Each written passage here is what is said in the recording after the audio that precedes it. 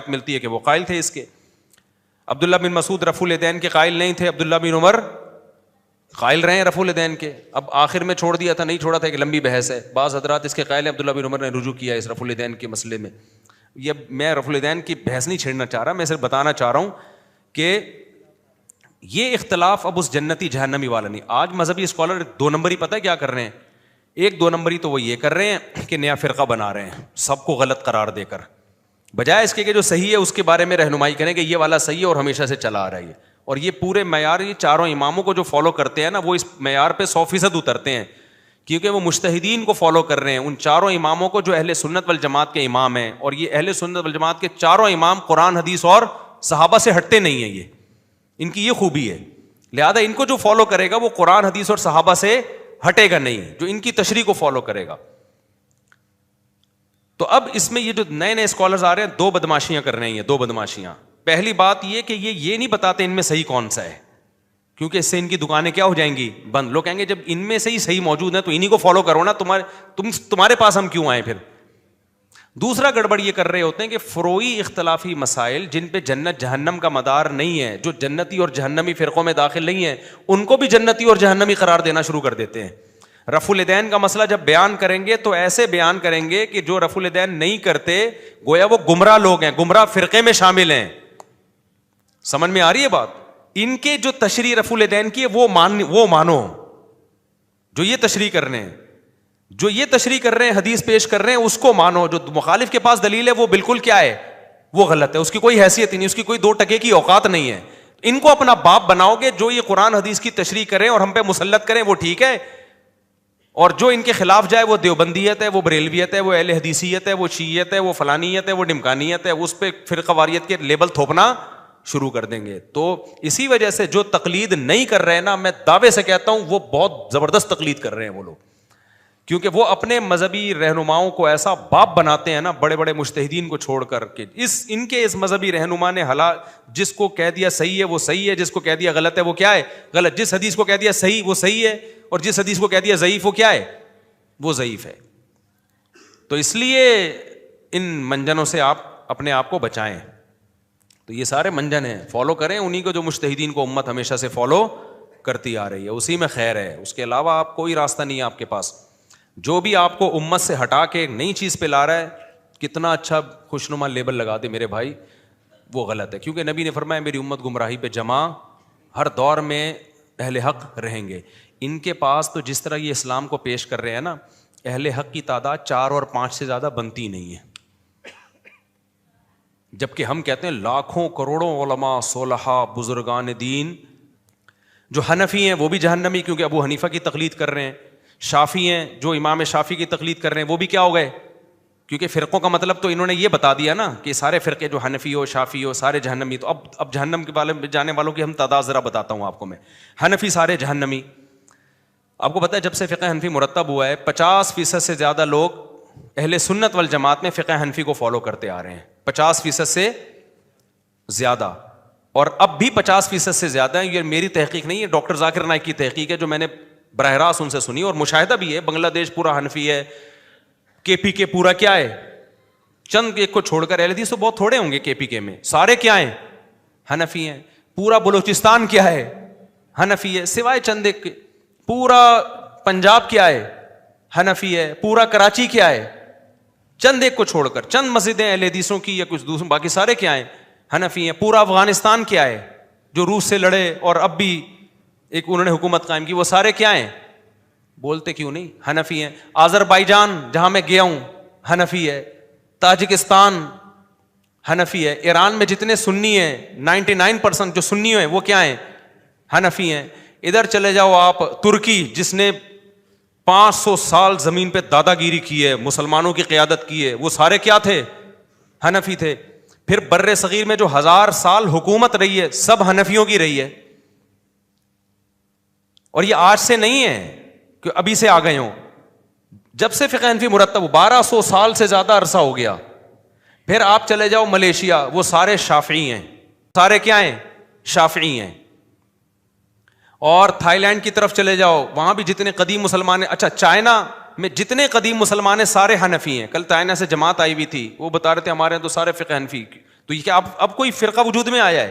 جب سے چائنا میں اسلام آیا ہے وہ کیا ہے؟ ہمیشہ سے حنفی ہیں، فقہ حنفی کو ہی فالو کر رہے ہیں. منگول جو مسلمان ہوئے تھے، بعض لوگ کہتے ہیں منگول ہیں، بھائی منگول تو سارے حنفی ہوئے تھے، صحیح ہے نا، جب اسلام لائے ہیں. حتیٰ کہ یہاں جتنے ہمارے اہل حدیث ہیں ان کے بھی ابا دادا یا پردادا پہ جا کے وہ سارے کیا ہیں؟ حنفی ہیں وہ بھی. یا پردادا نہیں ہوں گے تو پردادا سے اوپر سارے حنفی ہوں گے وہ بھی، ٹھیک ہے نا. تو میں بھی یہ مقابلہ نہیں کر رہا اہل حدیث اور حنفیوں کا، میں تو کہہ رہا ہوں اگر آپ کسی کو حنفیت کی بیس پہ گمراہ قرار دیتے ہو کہ یہ حنفی فرقہ ہے اور جہنم میں جائے گا، تو 50% امت کہاں چلی گئی؟ جو اہل سنت والجماعت میں شیعہ وغیرہ، ان کو تو میں اہل سنت میں وہ بھی نہیں اپنے آپ کو داخل کرتے، ان کو تو ہم داخل ہی نہیں کر رہے، ہم تو اہل سنت کی بات کر رہے ہیں. تو اب یہ 50% تو یہ چلے گئے کہاں پہ؟ اور آج سے نہیں گئے، کیونکہ ماضی میں جاؤ گے تو 50% سے بھی زیادہ حنفی تھے. حنفی پھر سعودیہ میں بہت سارے حنفی ہیں، شام میں بہت سارے حنفی ہیں، شافی بھی ہیں اور حنفی بھی ہیں. تو یہ سارے کہاں چلے گئے مارکیٹ سے میرے بھائی؟ یہ جائے گا جہنم میں. اب جہنم میں بھیجنے کے لیے بچے ہیں شافی، مالکی اور حنبلی. سعودی عرب میں آج بھی 99% علماء حنبلی ہیں. فقہ حنبلی پڑھے بغیر سعودی عرب میں کوئی چھوٹی سی پوسٹ بھی نہیں ملتی آپ کو مذہبی. دارالافتاء کھولنے کی اجازت ہی نہیں ہے، فقہ حنبلی نافذ ہے وہاں پہ، لا ہے. گو کہ بہت سارے علماء کچھ ایسے بھی ہیں جنہوں نے فقہ حنبلی کو چھوڑ دیا، لیکن وہ اب چھوڑا ہے. اب تک کس کو فالو کر رہے تھے وہ؟ فقہ حنبلی کو. اور اب بھی میجورٹی فقہ، میں تو وہاں حرم میں علماء کے درسوں میں بیٹھا ہوں، فقہ حنبلی کی کتابیں پڑھا رہے ہوتے ہیں وہ. آپ ان سے پوچھو کہ آپ کس فقہ کو فالو کرتے ہیں، منہ سے بولتے ہیں کہ ہم حنبلی ہیں.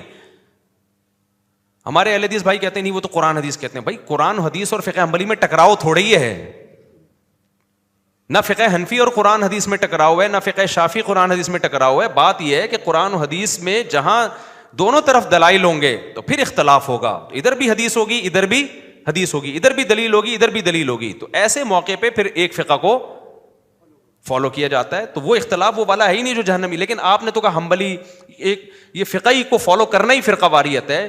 تو حنبلی بھی کہاں چلے گئے؟ جہنم میں. شافی بھی کہاں چلے گئے؟ اچھا یہ جو ویسٹ ہے نا، جتنا افریقہ کے جتنی مراکش جہاں اسلام، اندلس جہاں حکومت کی ہے مسلمانوں نے، اندلس میں کتنی بڑی حکومت تھی، ان میں 99% لوگ مالکی ہیں. کس کو فالو کر رہے ہیں؟ آج بھی مالکی ہیں. میں تو ملا ہوں جا کے، ہاتھ چھوڑ کے نماز پڑھتے ہیں، فقہ مالکی کو فالو کر رہے ہیں.